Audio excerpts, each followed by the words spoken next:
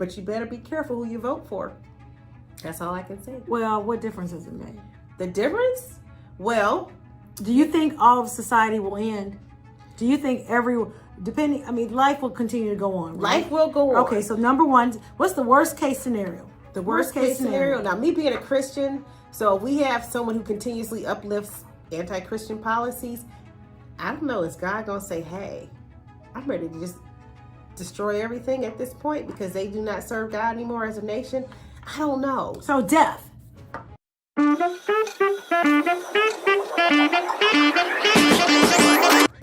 Hi, I'm Deon Webster Cox, and welcome to Protect the P.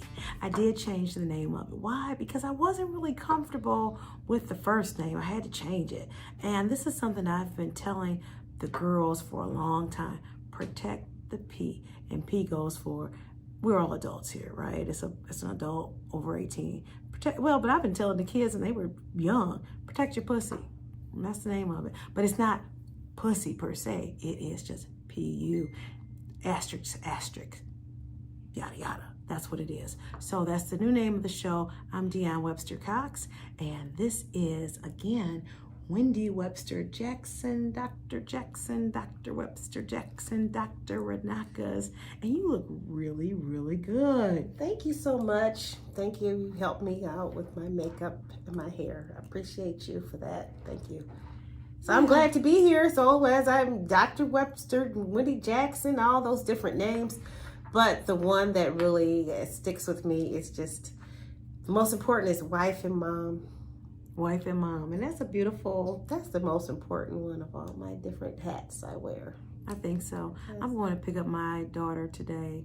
She's with her dad, and I'm going to pick her up at 6 o'clock, and I can't wait to see her because that's important for me too. The hat of mom. That's what I pride myself. That's my biggest flex, right? Mm-hmm. Everything else I've done, but the flex is this. So we needed content, so we're here. Mm-hmm. That's number one. I did take my social media people to Atlanta this week for the podcast summit. Mm-hmm. And whereas I didn't really participate, but I expected them to participate, which they did. They went, they did the best that they could. So I'm happy about that. I'm happy that they were able to get whatever knowledge they were able to get. And I got some knowledge as well, which told me that I was on the right track with what my thought process was. See, I'm the one that sat back in 1999 and put out my goals. And one of my goals was to start a public speaking business. And I started that in 2007. Now I'm going back to it here in 2024. So it's never too late. Well, 17 years, that's pretty good to go back through and, to still be a young woman. I consider 50s young, I guess because I'm 51, but I consider the 50s young. And I always say this, I look at life as a chapter. I divide my life into chapters. So now I'm in this new chapter, and that's what's going on. So it's never too late for your chapter. As long as you're still alive, you can start a new chapter and change your destiny almost. Make different decisions. It's never too late. That's my motto. So we had to come in today. And why? Because number one, we were announcing the new name of the show, Protect the P. Mm-hmm. Number two, there were some things that happened because there's some of you out there that happen to be real big believers in who you believe in and what you're going to vote for. And we saw a situation where there was this young, I don't know. Well, it was this black woman. It was a black woman at a Biden rally, and she was standing in the front row. She had her sign up, and she was so excited, and he ignored her. He walked right past her. And this look on her face, I said, you know what? If someone ever made my child look like that, I looked at her as a mother. I said, oh my God, that could be my child. I would be a little salty with someone that just take the joy out of my child's eyes. Because she did. She looked so forlorn. I said, oh God, that's sad. But they have recently put more into the video that previously or afterwards he gave her a hug, but at that moment he completely dismissed her. And that's the moment I'm looking at, regardless if it was rectified or however. I don't know what's doctored or when everything took place, but I saw that, and millions of people saw it also, where her smile Well, let's play it right now, just for the people that don't know us. We're gonna play it. You see that? Did you see that look on her face? Mm-hmm. It was sad. It was very sad. It was just a sad situation. Yes. And I just think that if this is, and that's not, I'm gonna tell you something. People come up to me and I can't say I always say hi or what, I can't say that. So I get it. I really get it. So I don't know. Is that something that we say to the guy? Does that make him senile, or does that put his? Does that do anything? Because which one is it? Does he have dementia or some type of cognitive defect and he just only sees certain people? Or he just really didn't give a damn and he was ignoring her and then somebody said, hey, go back and say something to her later? Which one is it? I can't answer that, but I can answer this. My question is this, because I'm very big into politics. I'm always looking. So for this, I have a question. I said, well, who put that video out? I said, was it Kamala? Is Kamala like this little genius out here? Because she would be the next person in line if Biden has to go. They would almost have to run Kamala. And I said, well, really? Almost, unless they pick someone else before the Democratic nominations at the they're going to do that probably in a couple weeks at the big event that the delegates, the precinct delegates and everyone, or all the delegates that are sent to the commission, trying to think of the name of it. The people, the delegates have to pick who they want to nominate for president, and they can actually run. So it goes both ways. So you could either have the Republicans could say, hey, we don't really want Trump, and they can kick him out. So he's a presumptive nominee, but he's not the definite nominee until the delegates actually vote on him and say, Trump is our delegate. So up until this point, with this new scandal, I said, I wonder who put it out. Was it the Trump camp or was it really the Kamala Harris to make him look bad and give her more sympathy or more, how should I say it, more thought of her being a black woman and she should be next in line for the nomination for the presidency. So I said, I will wait and see. But all I can say is this election is exciting, and I'm not going to say exactly what is going on, who I'm personally voting for, because I'm not getting into the national elections. I'm concerned about my own election, local, Oakland County. But as it comes up, be prepared, get your seatbelts on and get your popcorn, because it's going to be one heck of a race until we find out who the nomination is. So if you're on social media, do not believe half of it unless you actually see it, because AI is taking over and you don't know what's real or not. So I say believe half of it. And if it seems too outrageous, do some fact checking. So I personally am not going to say anything unless I know it's a fact, and I'm doing some research. So I did see the video with the black woman, and I'd made sure it was a real video and it was a real event. So yes, it's a real event and it really did happen. So that was it, but it's exciting. That's all I can say. It's exciting. It is exciting, but you better be careful who you vote for. That's all I can say. Well, what difference does it make? The difference? Well, do you think all of society will end? Do you think life will continue to go on, right? Life will go on. Okay, so number one, what's the worst case scenario? The worst case scenario. Now, me being a Christian, so we have someone who continuously uplifts anti-Christian policies.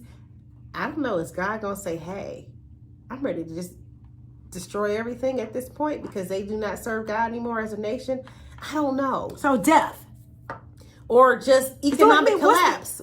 So what's the worst thing? The worst thing is economic collapse. Okay, no protection, invasion, our enemies looking at us as if, hey, we are weak, because we are looking a little weak. We have our Admiral Rachel Levine in a dress. He's a man, and he walks around his dress and his wigs. Well, what would be the difference if he were in Scotland or if he were wearing a kilt? If he were wearing a kilt, then that... Or in Fiji, the men wear skirts. In Africa, they wear the dashikis, so there's a dress. But it's culturally here, and he's claiming to be a woman. So he's not just saying he's a man wearing his own fashion choices. He's actually a man saying, hey, I'm a woman now. He has kids. He had a wife, but then he decided to be a woman. And I'm not even judging that situation. All I know is that he is one of the top people in our military, and that's what our enemies see. And that's how I look at it. I look at that on the national stage, because being the president is not just something for here in the United States. We are a world power, and we have to demand respect across the world. You know, we're we're being laughed at. And unfortunately, because our military, they run around and they have all the ones who want their sex changes to get to run around in their makeup and wigs and dresses. Just like, what was that show? MASH. Remember MASH? And you had the one. Oh, right, MASH. He would try to get kicked out the military because he was wearing, what was his name? Klinger. Well, no, it wasn't Klinger. Klinger. That's not Klinger. But it was the one who always wore the dresses. They would never kick him out. He wanted to act like he was mentally ill because he was, in drag. But it's real. So, 40 years later, it's a reality. Was it 40? That we have that. I think it's more than 40 years, maybe 50 years. 45. How did you know? Wow, MASH. And they were in Vietnam, weren't they? They were in Vietnam. No, was it Korea or Vietnam? We need to check that to see. We do need to see. We'll check that and make sure. But I definitely remember they were in war, and you had Hot Lips, and then you had the really cute colonel that was there. And yeah, it was. I remember MASH. Yes, I remember MASH. Nice. Alan Alda was in that vehicle. So it's just unfortunate that, hey, we got a lot more of that going on now, so what can you say? But I want to go back to what is the absolute worst, because that's what happens with people. They want to get, it builds anxiety. So if we can already identify what's the very worst and say that's the very worst, then hey, we deal with it, right? Well, we're going to deal with everything. Okay, so what's the very worst? And if the very worst is economic collapse, listen, it'll be we've almost been prepared for that. That's when we had the Badlands. We've had several shows that prepared you for it. The Hunger Games, they've all prepared. And there was still a hierarchy that was set up in society. So the structure may not look like it looks today, but there was still a structure when everything had been decimated, allegedly. So we've been prepared. But as a Christian, I have to be honest and say, hey, regardless of what happens, I truly believe we're going to be okay. Christians are going to be okay regardless. Because I'll be disingenuous to be fearful. I'm not saying this to be fearful. I'm just saying, hey, the elections have consequences. And also as a Christian, God is in control. So I can't say anything more than that. But I'm still into politics because I believe we do need people who are moral to be in the legislature to say, hey, certain things that protect society should be there. That's just what I believe. And make laws to help people, the vulnerable in society, and to help. Okay, so regardless of whoever is going to be elected in November, we're still going to have laws. We're going to have little sub-governments, little city, local governments, state governments. That's not going to end, right? Well, not unless we're invaded and they just take over. I mean, or who's to say we're not already being invaded by a certain group of people that they're giving money to and giving all that stuff to? That's another issue. So we have a lot of illegal immigrants that have been coming over. I don't know if they've been promised jobs, food, money, but once they get there, it's thousands and thousands pouring over every day. But they did just try to limit that to maybe 1,500 to 2,000. But prior to that, it was in the states, period. No, across coming through certain borders, California, Texas. So what the problem is that I have with that? So why not let the Mexicans in who've been trying to get in? Why let the other groups in? I can't answer why they do that. All I know is that what I have a problem with is that when they get here, they jump way over our heads. They get money for food, money for rent. They put them up in a nice hotel. Healthcare is free. And what about our people who've been here that can't hardly get anything for free? I'm going to talk about Black people or different poor people, poor white people, poor Asian people. The illegal immigrants are jumping right over all of our heads to get that. I have patients that at Albion that would love to be able to get a bridge card of so many hundreds of dollars a month to be able to eat. There's my seniors in Albion. So I'm not going from guessing or conjecture. These are the people I actually travel 2 hours to go see and take care of them, and they're hurting. So I do have a dog in this race because they're my patients, and I look at them as family. And my family's hurting from these outrageous prices, and to see other people get ahead of them, it hurts, and it's not fair. So I thought that there was something going on, a commercial saying that under Trump, no one had healthcare rolls were going down. Just more information that just, to me, sounded like misinformation. There's a lot of misinformation going on. And if you look at Actually, what Trump is saying, President Trump is saying that they will not touch Medicare. That's one of the scare tactics that the Democrats put out to scare seniors into voting. Okay, a lot of this is going to be giving you a spirit of fear, and that's how you know if you're Christian or any moral person. You know God is not giving you a spirit of fear, but of power, love, and a sound mind. So I stand on that during whatever happens. They say, "Oh, Medicare is getting cut." No, Medicare is not going to be cut. They also say, "Oh, they're going to take away your right to have abortion or reproductive health care, birth control." That's not true. When Roe versus Wade was reversed, it put all the voting power back to the states to vote. So your state. So if you want to change your state's policies, get out there and get your group of people and talk to your lawmakers. That's what you do. Get your petition out and then say, "Hey, we want abortion on the ballot," or "We want to take it off. We don't want it in our state." That you have the power of that. So I just want to give the power back to the people, because the government is us. We are the ones who vote for everyone. So, and you know what? Now that you say something, maybe the show is Protect the P.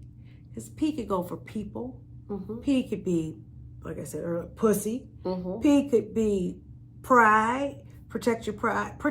So P, there are a lot of adjectives and a lot of nouns that come under P. Mm-hmm. So I think protect the P. I'm listening to what you're saying, and P, people. I like that. We have to. And that's one of the reasons that I'm running, is just to protect the vulnerable.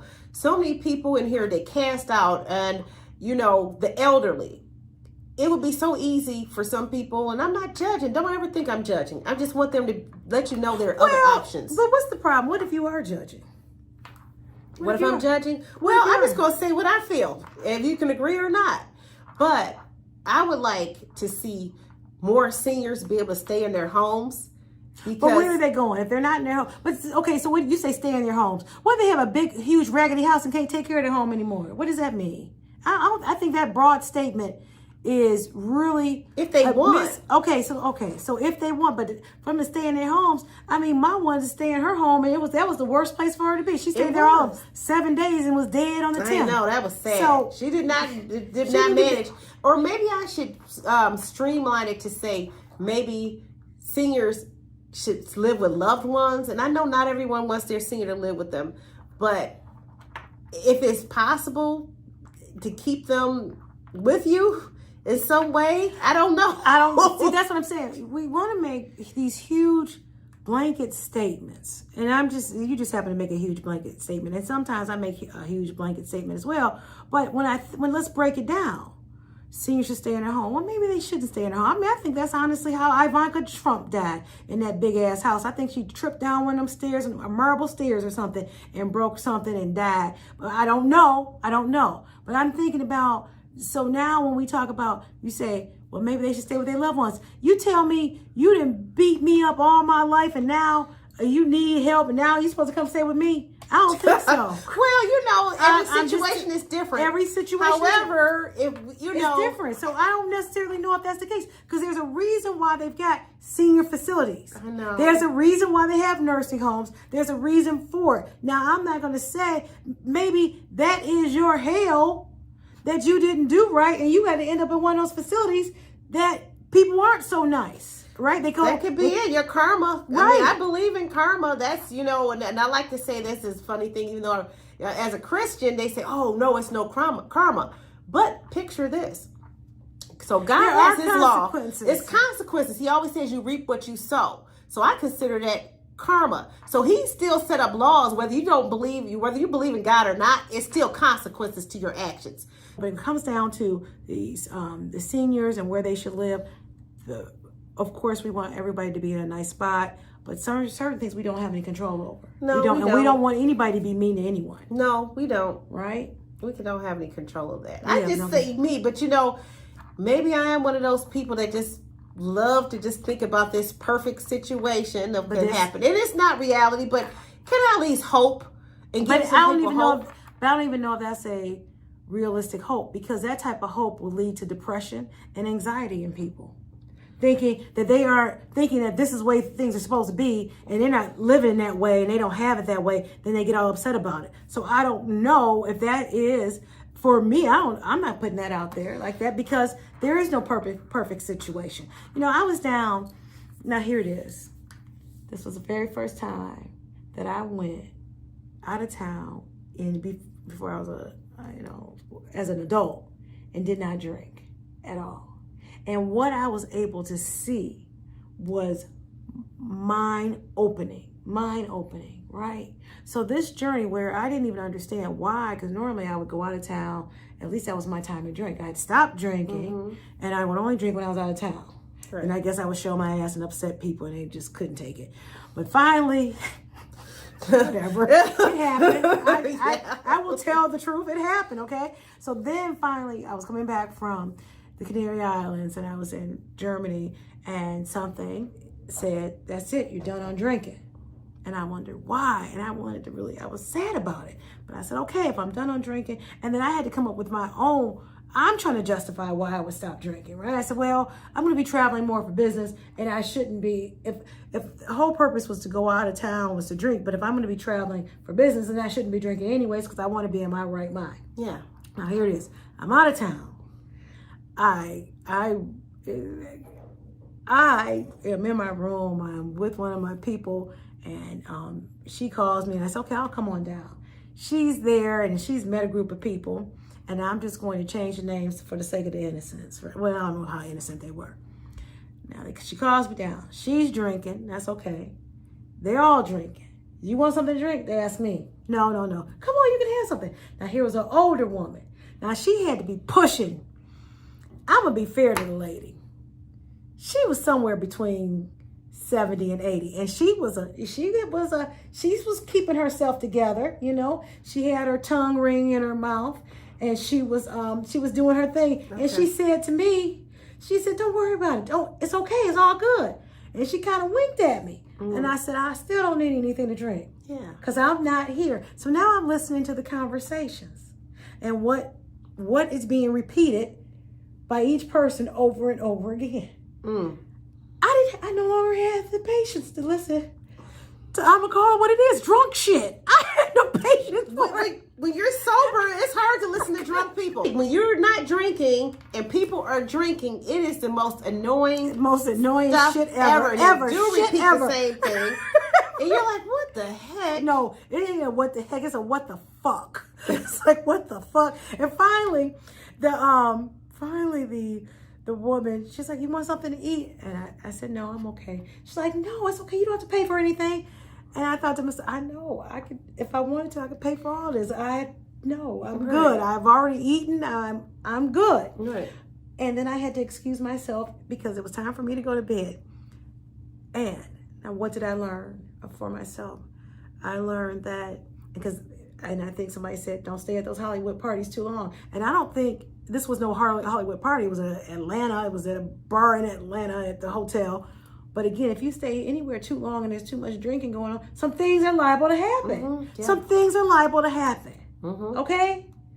Now, I've been in situations where some things happen. And I wanted them to happen. And I would not come back, it's me personally, 30 years from now, and say anything but other than what it was. If I remembered, I might not even remember some of that dumb drunk shit I've done. But I've done it. Oh my God. We all have done drunk shit. Okay.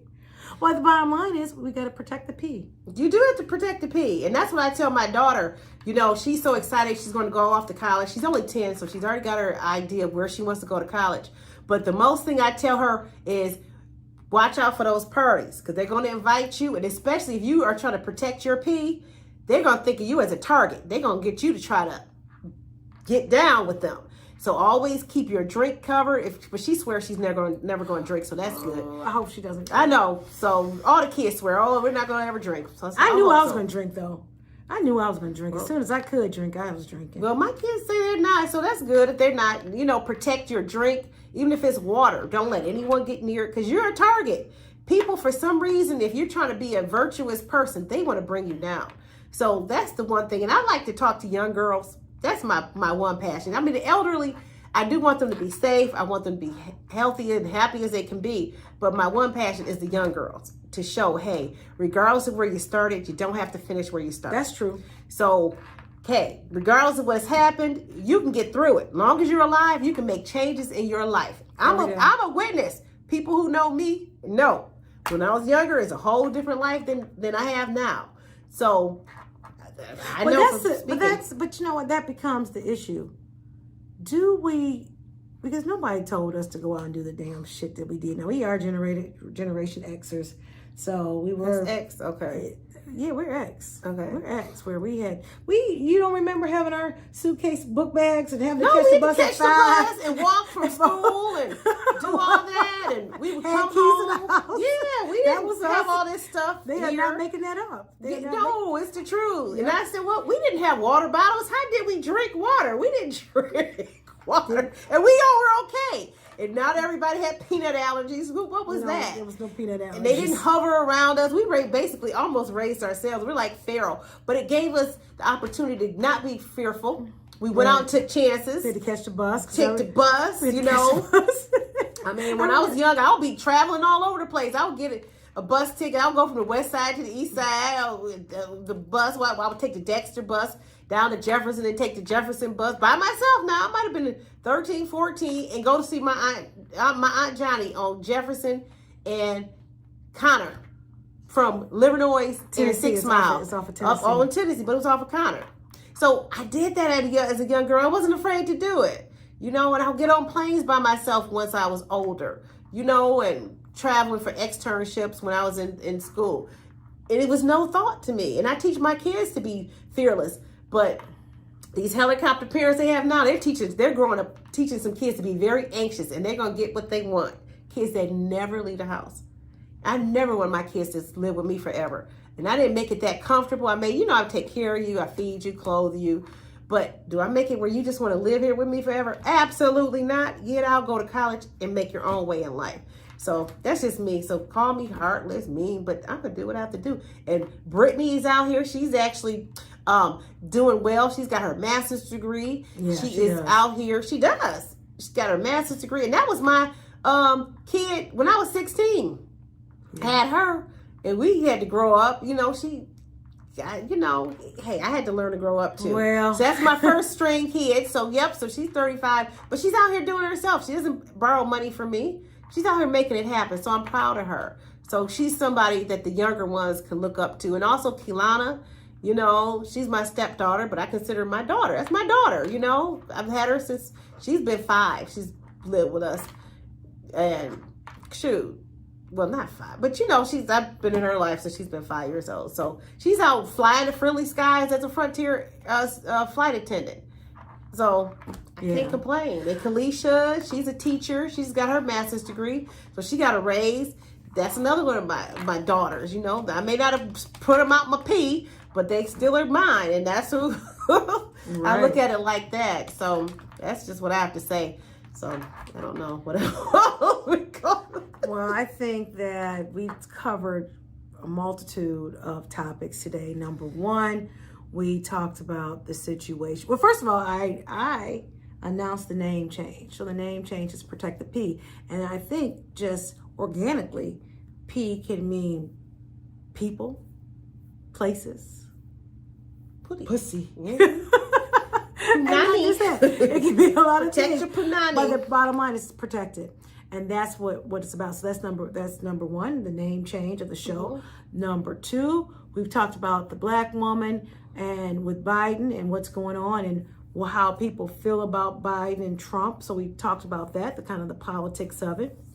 And then we talked about me and my soberness and where I am on that. And then finally we talked about these kids and they're not children, they're young adults and adults, right? Living their lives. So I think today was a very fruitful day. And this was something as of yesterday when we were driving back from Alger, Michigan, picking the kids up from scout camp. Picking them up and I said, let's do the show. Come on, let's do it. And then we got ourselves together. We got our hair together and our makeup together. You look really good. Thank you. So do you. I know, right? So I feel good about it. We made it happen, and we made it happen with on a shoestring budget. Today. Shoestring, yes, Lord. Didn't we? We did. So with that being the case, thank you again, sister, for coming. Thank you for having me. And guess what? Protect the P. Protect your pee.